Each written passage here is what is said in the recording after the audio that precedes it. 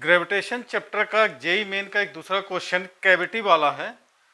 मैं जब पहले ही करवा रहा था तो आपको बोला था कि जेई मेंस में जे कैविटी से रिलेटेड क्वेश्चंस पूछा जाता है, इसका आप लोग ध्यान में रखना।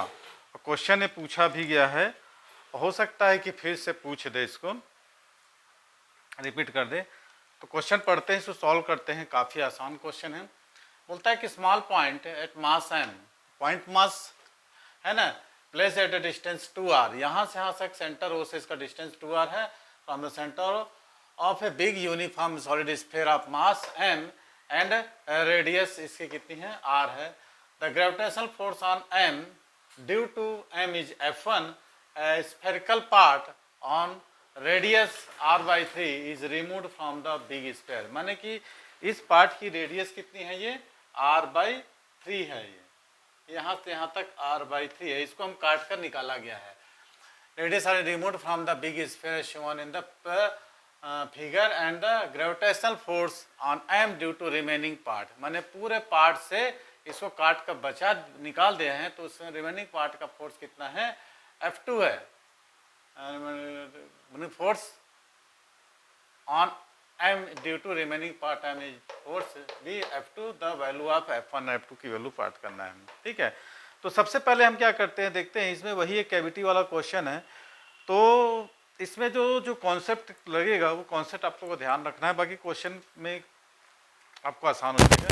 तो सबसे पहले क्वेश्चन ये बोल रहा है कि कैपिटल M मास और स्मॉल पॉइंट ऑफ एग्जेक्ट, इन दोनों के बीच जो फोर्स लगता है F1 इज इक्वल टू कितना हो जाएगा, बेसिक चीजें आप लोग जानते हैं, Gm अपॉन डिस्टेंस कितना है, यहाँ से यहाँ तक डिस्टेंस ने देखा है 2r, तो ये हो जाएगा 2r का स्क्वायर इक्वल टू कितना हो जाएगा, Gm/4r का स्क्वायर, ठीक है।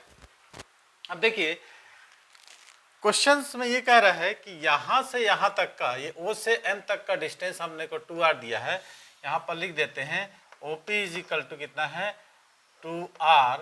अब मान लो यहाँ पर एक, यहाँ से यहाँ तक मैं इसको कोई पॉइंट मान लेता हूँ, तो ये r हो जाएगा और यहाँ से यहाँ तक भी r हो जाएगा, और ये जो इतना है मान लो इसको मैं o डैश लिखता हूँ, ठीक है, o डैश, इसको p डैश ले लेते हैं, ठीक है। O dash P is equal to कितना है, O dash P dash equal to r/3 दिया हुआ है, ठीक है। अब मेरे को एक चीज बताइए कि ये ओ डैश से पी तक का डिस्टेंस कितना होगा, O dash P is equal to कितना हो जाएगा, r plus r/3 is equal to हो जाएगा 4r/3, ठीक है। ओ डैश पी, ध्यान रखिएगा कि O dash P equal to r/3, ये क्वेश्चन दिया हुआ है, और ओ पी डैश है ना, OP dash is equal to कितना है, R है, ये आपको कंडीशन दी हुई है। अब अपने को एक चीज पता है कि मास इक्वल टू होता है volume into density, basic constant है, mass is equal to volume into density, ठीक है। इसका मास m है, ये पॉइंट मास है, तो इस जो स्फेरिकल पार्ट है जिसको कैविटी के है, इसको जिनको काट के निकाले हैं, तो इसका मास कितना हो जाएगा, मान लो इसका मास मैं m1 मान लेता हूँ, तो वॉल्यूम कितना होता है 4/3 पाई r³ इंटू डेंसिटी d। तो यदि डेंसिटी को हम कॉमन लेते हैं तो m1 बाई कितना हो जाता है, m1 is direct proportional to r³, ठीक। तो r आपको दिया है r/3, तो जाहिर इसमें हम यदि रख देते हैं तो r/3 का पावर क्यूब, तो m1 इज इक्वल टू कितना हो जाएगा, ठीक है, m/27। माने ये जो कटा हुआ जो स्फेरिकल पार्ट है, इसका मास हमको मिल जाएगा कितना, m/27। अब क्लियर है, आपने ये जो है स्फीयर मास m और पॉइंट मास, इन दोनों की वैल्यू हमने को दिया हुआ है। Small point of mass m place distance 2r at the centre of the big uniform solid sphere mass m and radius r and gravitational force m due to m is कितना निकाल लिया हमने, कितना निकाले, 4r का square, ठीक है। यहाँ तक कोई दिक्कत। अब क्या करेंगे हम, जो पार्ट आपने काट कर निकाला है उसका मास हमको कितना निकाले हैं, mass equal to volume into density, density हमने कॉन्सेप्ट रखे हैं, कांस्टेंट रखे हैं, तो ये कॉन्सेप्ट हमारा हुआ कि ये जो स्फेरिकल पार्ट काट के निकाले हैं इसका मास कितना होगा, m/27, और इसका डिस्टेंस कितना हो जाएगा, हमने निकाला है कितना, 4r/3। अब इसके कारण इस पर जो फोर्स लग रहा है कैविटी की सतह से, है ना, m मास पर जो फोर्स लगे कैविटी की वजह से, इस कैविटी के वजह से m मास के ऑब्जेक्ट पर जो फोर्स लग रहा है, उस फोर्स की वैल्यू को हमको निकालना है। ये टोटल जो फोर्स लग रहा है उससे हमको क्या करते हैं, इस कैविटी के कारण इस पर फोर्स लग रहा है उसको काट कर हमको निकालना पड़ेगा। तो F1 हमने निकाल लिया है, तो F2 इज इक्वल टू क्या हो जाएगा, ये F1 माने कितना है, ये टोटल ये जो मास ऑफ है सॉलिड स्फीयर, इसके कारण इस पर जो फोर्स लग रहा है उसकी वैल्यू हो जाएगी Gm/4 r का स्क्वायर। अब ये कैविटी के कारण, कैविटी की सतह से, है ना, कैविटी की वजह से जो m मास पर जो फोर्स लग रहा है इसकी वैल्यू हो जाएगी Gm और m/27 और डिस्टेंस कितना है यहाँ पर 4r/3, 4r/3, ये हमारा निकल जाएगा F2। क्या निकालते हैं, F2 कितना निकालें, है ना, यदि डेंसिटी कांस्टेंट होता है तो m is the proportional to कितना होगा r3, तो m is the directly proportional to r3। जब इसका रेडियस कितना है r/3 है तब इसका मास कितना हो जाएगा m/27। तो F2 जो फोर्स होगा, ये जो स्फेरिकल पार्ट्स और इसके बीच जो ग्रेविटेशनल फोर्स है इससे हम माइनस करेंगे इस कैविटी के कारण इस पर जो फोर्स लग रहा है, तो हमारा F2 हो जाएगा कितना, Gm/4 r का स्क्वायर माइनस Gm, है ना, Gmm/r का स्क्वायर, और यहाँ कितना हो जाएगा 1/27 इंटू 64/27, ऐसा कुछ निकल के आएगा, है ना, m/27 4r/3 है ना, 27, तो 27 कट गया, हमारे पास कितना आएगा 64। तो हम निकाल लेते हैं F2 इक्वल टू, कॉमन क्या निकालेंगे, कॉमन क्या निकालेंगे, Gmm/r स्क्वायर,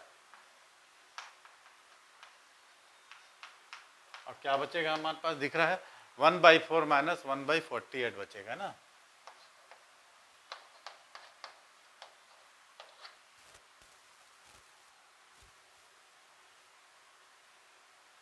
ठीक है, अब आप इसको सॉल्व करिए।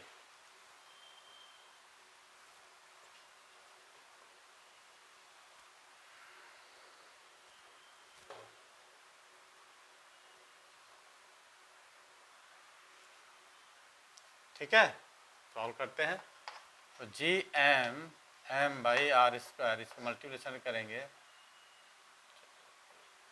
12/48 है ना, -1, तो 11/48 Gm/r का स्क्वायर इंटू 11/48, ये F2। अब हमको क्या पूछा है, F1 F2 का रेशियो निकालना है। तो F1/F2, F1 कितना था Gmm/4r square upon Gmm/r square, है ना, तो 11/48। अब इसको आप लोग काट के अलग कर लेना है, कैसे करना है, आप लोग जाने 1/4 इंटू Gmm कट जाएगा, तो 1/4 इंटू 48/11, तो 12/11, 12:11 इसका आंसर आया है। ठीक, तो चेक कर लीजिए आंसर। हाँ, क्या डाउट है इधर पूछ रहे हैं आप लोग। तो इस स्टेप इसका आंसर कितना आ जाएगा 12/11। एक बार रिवीजन करते हैं। सबसे पहले देखिए, एक सॉलिड स्फीयर जिसका मास m है, उससे 2r डिस्टेंस पर एक दूसरा ऑब्जेक्ट है जिसका मास कितना है m है। तो इस पर जो फोर्स कितना लग रहा है m1 लग रहा है, ये क्वेश्चन बोल रहा है। तो हमने निकाल लिया F1 = Gm/2r का होल स्क्वायर, Gmm/4r स्क्वायर। अब बोलता है कि इसमें एक r/3 रेडियस का एक कैविटी कट कर निकाला गया है। ठीक है, इसमें r/3 का एक कैविटी कट करके निकाला गया है, radius r/3 and remove from the big sphere shown in the figure, and the gravitational force on m, gravitation for m due to remaining part of, ये जो बचा हुआ भाग है इसके कारण जो फोर्स लग रहा है इस पर m के कारण कितना है F2 है, the value of F1 F2। ठीक है, तो तो सबसे पहले हम देखते हैं कि OP इक्वल टू कितना देता है, 2R दे रहा है। अब मैंने इसको O डैश ले लिया है, तो O डैश है ना, O dash P dash equal to कितना है, R/3, और O dash P is equal to कितना निकालेंगे, R प्लस R/3, तो 4/d। मैंने इस कैविटी का इस पॉइंट मास से डिस्टेंस कितना होगा, 4R/3 है, जबकि OP डैश इक्वल टू कितना दिया है हमारे पास, R है। अब हमको क्या करना है, इस बचे हुए भाग के कारण इस पर अंक निकालने के लिए हम ये जो पूरा भाग है, ये जो पूरा भाग है, जब कैविटी नहीं था इसके कारण इस पर जो फोर्स लग रहा था, उससे हम इस कैविटी के कारण जो इस पर फोर्स लग रहा है उसको हम माइनस कर देंगे, वो वैल्यू आ जाएगी F2 की वैल्यू। तो इस पूरे स्फीयर के कारण मास पर जो m मास फोर्स लग रहा था 4R² माइनस ये जो कैविटी है, इस कैविटी की यहाँ से यहाँ तक डिस्टेंस कितना हो जाएगा, R प्लस R/3 हो जाएगा। R प्लस R/3 मैंने 4/3 डिस्टेंस हो जाएगा। इसका मास कितना हो जाएगा, m/20 सर, क्योंकि mass is the directive proportion to radius cube होता है। ये आपने देखा था जो डेंसिटी कॉन्सेप्ट है, इस फार्मूले से लिए हैं। तो उसकी वैल्यू निकाले हैं कि इतना कैविटी के कारण इस पर मास distance gm m/27 upon 4R/3 का क्यूब। तो gm/4R² था, gmm/r इसकी वैल्यू निकाले, gm/27 इंटू 4 का 3 बार मल्टीप्लिकेशन किया है ना, और 3 का 3 टाइम मल्टीप्लिकेशन करने से हमको, अच्छा हाँ एक चीज़ है, R² था, ये R³ था, है ना, तो ऐसा कुछ हमारे gm/r², अच्छा ये क्यूब कर दिया मैंने, ये स्क्वायर था ये, है ना, सॉरी, तो 64 लिख दिया है, 27